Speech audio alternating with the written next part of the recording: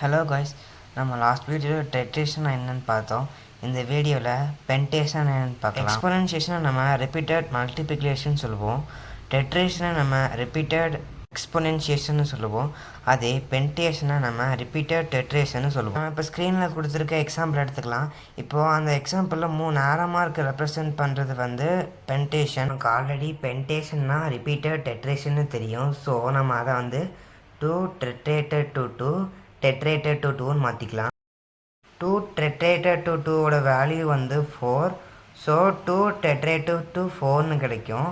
அப்போ 2 tetrated to 4னா நம்ம அதை 2 power 2 to the power 2 to the power 2ன்னு எழுதிக்கலாம். 2 டு த பவர் 2 4. ஸோ நம்மளுக்கு 2 to the power 2 to the power 4ன்னு கிடைக்கும். 2 டு த பவர் 4 16.